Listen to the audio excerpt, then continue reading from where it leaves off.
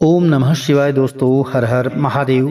आज की वीडियो में सोमवार व्रत कथा श्रवण करने जा रहे हैं। प्रिय भक्तजनों, जो भी भक्त सच्चे मन से सच्चे भाव से भगवान भोलेनाथ की आराधना करता है, व्रत रखता है, उनकी पूजा करता है, उस भक्त की मनोकामनाएं अवश्य पूर्ण होती हैं। देवों के देव महादेव बहुत ही भोले माने जाते हैं, इसलिए उनका नाम भोलेनाथ भी है।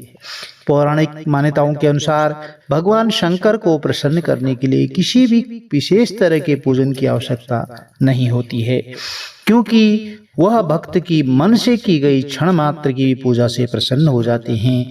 यदि आप एक लोटा जल भी समर्पित करते हैं सच्चे मन से सच्चे भाव से, तो आपके मनोरथ अवश्य ही पूर्ण होते हैं। चलिए व्रत कथा आरंभ करते हैं। बोली गणपति गजानन महाराज की जय, शंकर भगवान की जय। एक बार किसी नगर में एक साहूकार रहता था। उसके घर में अन्न धन की कभी कोई कमी नहीं रहती थी, लेकिन उसकी कोई संतान नहीं होने के कारण वह बहुत दुखी रहता था। संतान प्राप्ति के लिए वह प्रत्येक सोमवार को व्रत रखता था और पूरी श्रद्धा भाव के साथ शिव मंदिर में जाकर भगवान शिव और माता पार्वती की पूजा किया करता था। उसकी भक्ति को देख करके एक दिन माता पार्वती ने प्रसन्न होकर भगवान शिव से साहूकार की मनोकामना पूर्ण करने का निवेदन किया, प्रार्थना की। और माता पार्वती के विशेष आग्रह पर भगवान शिव ने कहा कि हे पार्वती, इस संसार में हर प्राणी को उसके कर्मों का फल मिलता है और जिसके भाग्य में जो हो लिखा हो उसे वह भोगना ही पड़ता है। लेकिन माता पार्वती जी ने साहूकार की भक्ति को देख करके उसकी मनोकामना पूर्ण करने की इच्छा व्यक्त की। माता पार्वती के विशेष आग्रह पर भगवान भोलेनाथ ने साहूकार को पुत्र प्राप्ति का वरदान तो दे दिया, लेकिन उन्होंने बताया कि यह बालक केवल 12 वर्ष तक ही जीवित रह पाएगा। अब देखिए, माता पार्वती और भगवान शिव की बातचीत को साहूकार सुन रहा था, इसलिए उसे तो ना तो कोई खुशी हुई और ना ही वह दुखी हुआ। वह पहले की भांति भगवान भोलेनाथ की पूजा करता रहा। कुछ समय के बाद साहूकार की पत्नी ने एक पुत्र को जन्म दिया। जब वह बालक 11 वर्ष का हुआ तो उसे पढ़ने के लिए काशी जी भेज दिया गया और साहूकार ने पुत्र के मामा को बुला करके उसे बहुत सारा धन देकर कहा कि तुम इस बालक को काशी विद्या प्राप्ति के लिए ले जाओ और तुम लोग रास्ते में यज्ञ कराते हुए जाना और ब्राह्मणों को भोजन दक्षिणा देते हुए जाते रहना। दोनों मामा भांजे इसी तरह यज्ञ कराते और ब्राह्मणों को दान पुण्य करते हुए काशी नगरी की ओर निकल पड़े। इस दौरान रात में एक नगर पड़ा जहां नगर के राजा की कन्या का विवाह था, लेकिन जिस राजकुमार से उसका विवाह होने वाला था वह एक आंख से काना था। अब राजकुमार के पिता ने अपने पुत्र के काना होने की बात छुपाने के लिए सोचा कि क्यों न इस साहूकार के पुत्र को दूल्हा बनाकर राजकुमारी से विवाह करा दूं।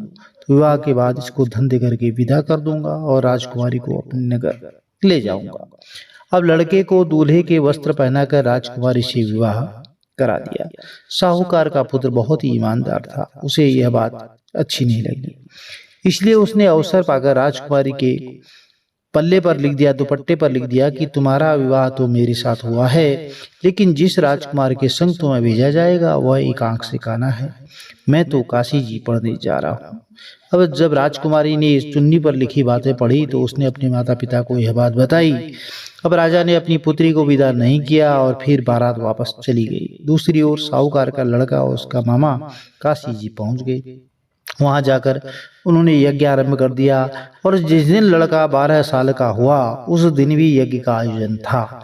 और लड़के ने अपने मामा से कहा कि मामा जी, आज मेरी तबीयत कुछ ठीक नहीं है। तो मामा ने कहा कि तुम अंदर जाकर आराम कर लो। शिवजी के वरदान के अनुसार कुछ ही देर में उस बालक के प्राण निकल गए। अब मृत भांजे को देख करके उसके मामा ने विलाप करना शुरू किया और उसने सोचा कि पहले मैं यज्ञ का कार्य पूर्ण कर लेता हूँ। वह जल्दी से यज्ञ का कार्य पूर्ण करके अंदर आकर के जो है उसने रोना धोना शुरू कर दिया।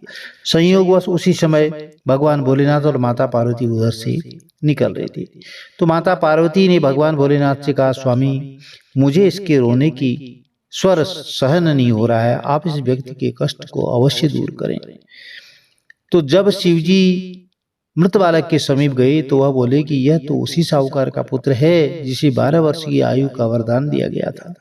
अब इसकी आयु पूर्ण हो चुकी है, इसलिए इसके लेकिन मातृभाव से विभोर माता पार्वती ने कहा कि हे महादेव, आप इस बालक को और आयु दें, अन्यथा इसके वियोग में इसके माता पिता भी तड़प तड़प कर मर जाएंगे।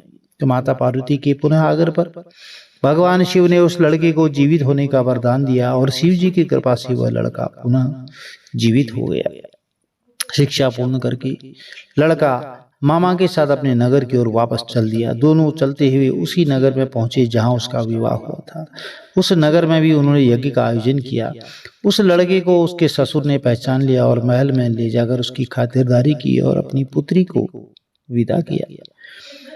इधर साहूकार उसकी पत्नी भूखे प्यासे रहकर बेटे की प्रतीक्षा कर रहे थे। उन्होंने प्रण कर रखा था कि यदि उन्हें अपने बेटे की मृत्यु का समाचार मिला तो वह भी प्राण त्याग देंगी, परंतु अपने बेटे के जीवित होने का समाचार पाकर वह बहुत प्रसन्न हुई। उसी रात भगवान शिव ने साहूकार के स्वप्न में आकर कहा, हे श्रेष्ठी, मैंने तेरे सोमवार के व्रत करने और व्रत कथा सुनने से प्रसन्न होकर तेरे पुत्र को लंबी आयु प्रदान की। इसी प्रकार जो कोई सोमवार का व्रत करता है या कथा सुनता है, पढ़ता है, उसके सभी दुख भगवान भोलेनाथ अवश्य दूर करते हैं, उनकी सारी मनोकामनाएं पूर्ण होती हैं। बोले शंकर भगवान की जय। प्रिय भक्तों, सोमवार का दिन भगवान भोलेनाथ को समर्पित होता है और आज जो है जब आप व्रत रखते हैं तो उसके बाद आरती जरूर करें। चलिए भगवान भोलेनाथ की आरती आरंभ करते हैं। ओम जय शिव ओमकारा, बोले हर शिव ओमकारा, ब्रह्मा विष्णु सदा शिव, ब्रह्मा विष्णु सदा शिव, अर्धांगी धारा, ओम हर हर हर महादेव। एकानन चतुरानन पंचानन राजे, बोले पंचानन राजे, हंसाशन गरुड़ाशन, हंसाशन गरुड़ाशन, वृषवाहन साजे, ओम हर हर हर महादेव।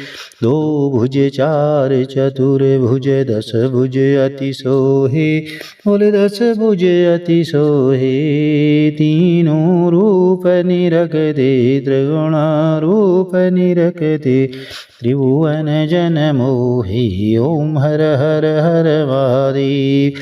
अक्षमाला वनमाला रुंडमाला धारी, बोले रुंडमाला धारी, त्रिपुरारी अंसारी, करमाला धारी, ओम हर हर हर महादेव।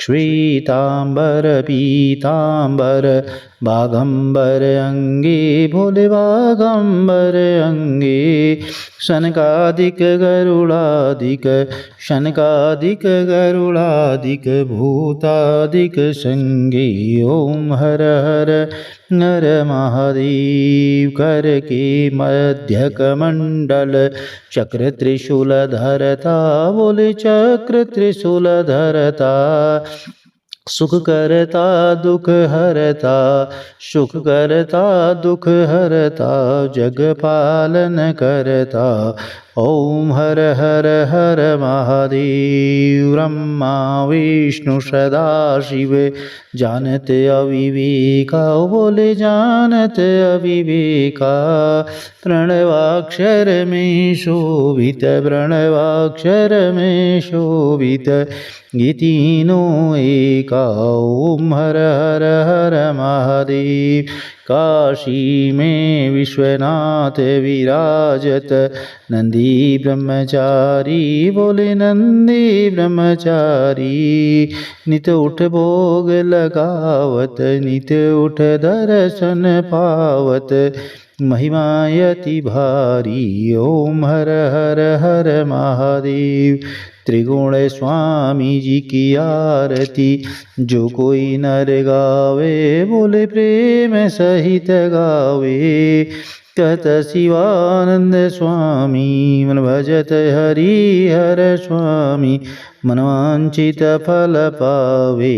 ओम हर हर हर महादेव। ओम जय शिव ओमकारा, बोले हर शिव ओमकारा। ब्रह्मा विष्णु सदा शिव, ब्रह्मा विष्णु सदा शिव, अर्धांगी धारा।